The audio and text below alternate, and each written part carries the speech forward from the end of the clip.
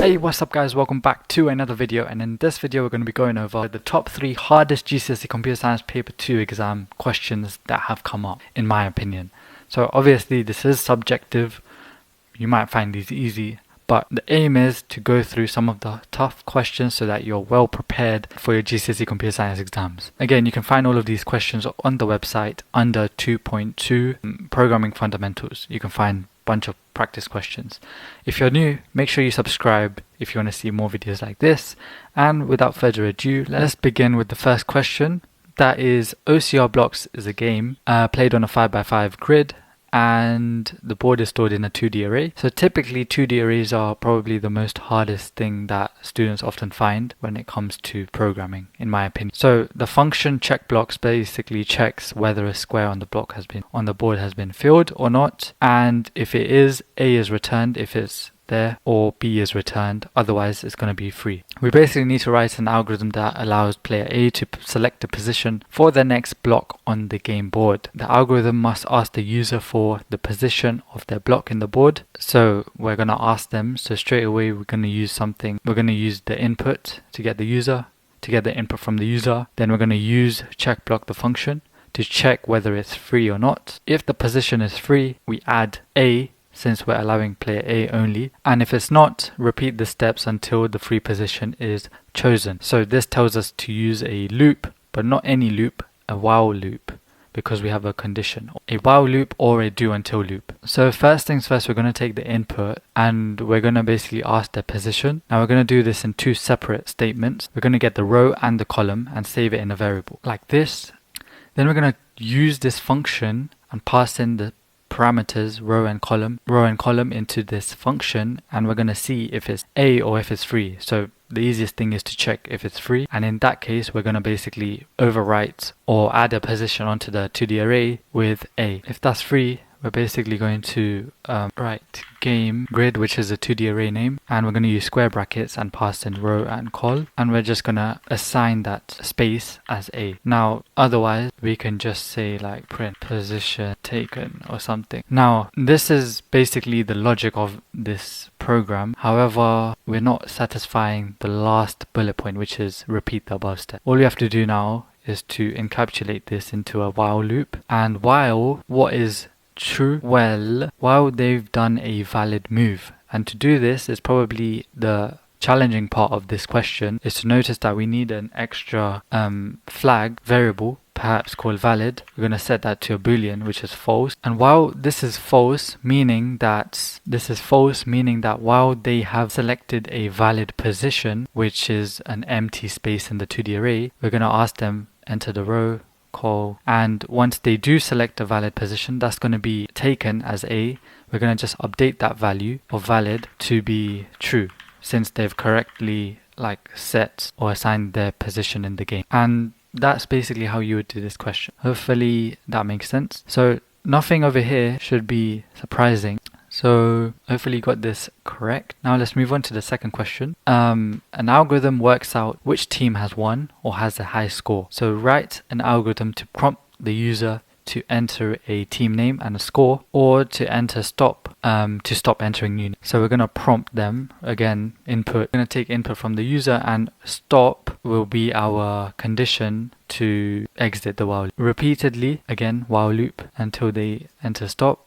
Calculate which team has the highest score and output the team's name and score of the winning team in an appropriate method. Again, a most commonly asked question that I always get is, can we use pseudocode or can we use high-level language? If it says this, you're allowed to use either. If it doesn't, use pseudocode. Now, so what this is actually asking us to do is you write a team name like Manchester United, you write their score, so maybe 2, and you keep writing, and then until you write stop, it's going to give the highest team name and the highest score. Now, people often, because this was the last question in the exam, they overcomplicated it by using data structure like 2D array or an array. In fact, you don't really need to, because you can just use 2 variables, the highest so far, keep track of the highest team so far, the name, and the highest score so far. Initially it's going to be set to -1 because obviously there hasn't been any teams, but as soon as we start entering teams, we're going to check that against the highest running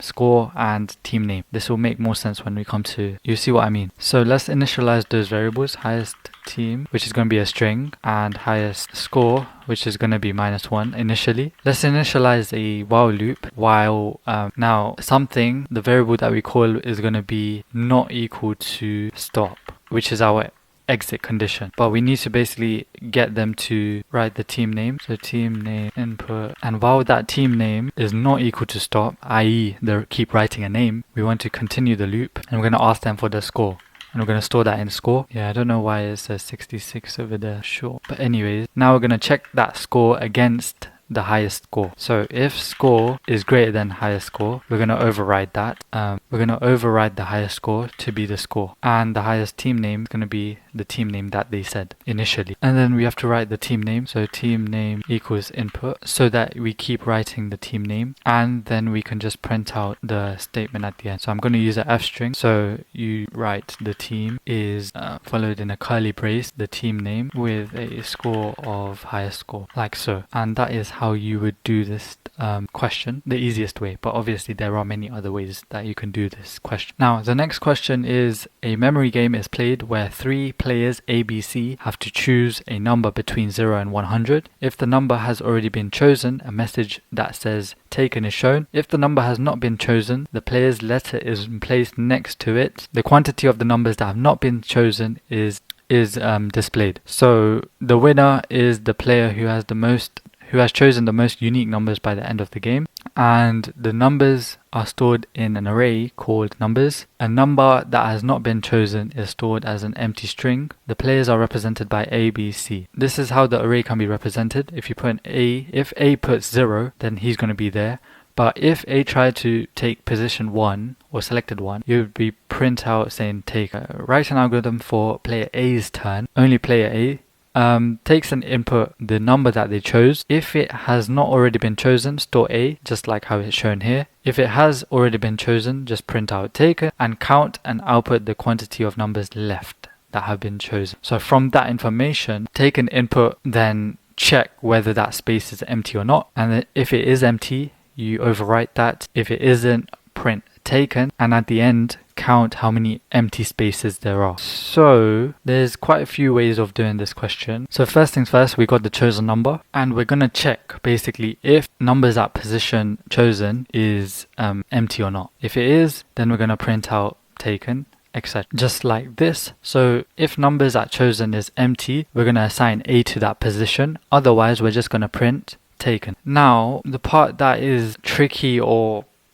slightly that extra mile is basically counts and outputs how many quantities of numbers left there are, or i.e. how many empty spaces there are. And we can do this by having a variable called remaining numbers, and for I in range of the length of numbers, we could hardwire this to 101 since this has 100 spaces and it goes up to 100. Be careful in that one. And if numbers at position I, i.e. this position over here, players, is nothing, we count or we add 1 to remaining numbers, and then we just print it at the end. And this is how you would basically do this question. Another way of doing this question is to hardwire the number as whatever the maximum number of the array is, and just -1 each time A chooses a number, and you just print that at the end. So yeah, hopefully this was pretty straightforward. I mean, I would probably argue that this is so far the hardest. I'm not sure why I put that as second, but I think at first people would get more thrown off at this since it's, I don't know, wordy.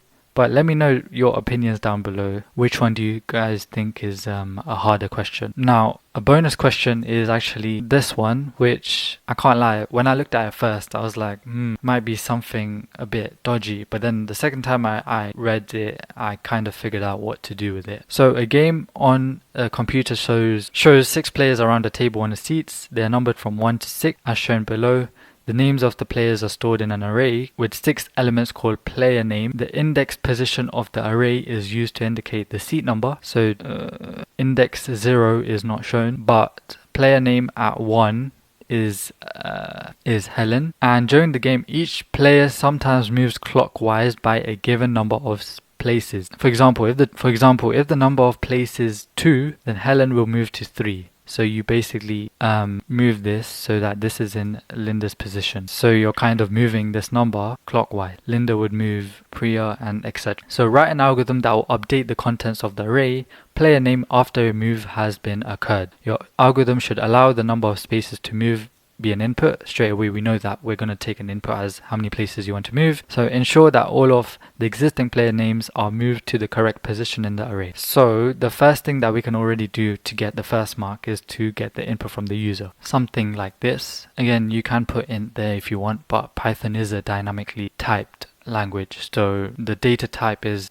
checked or figured out when you run the program. So if you put 5, it will automatically know it's an int, etc.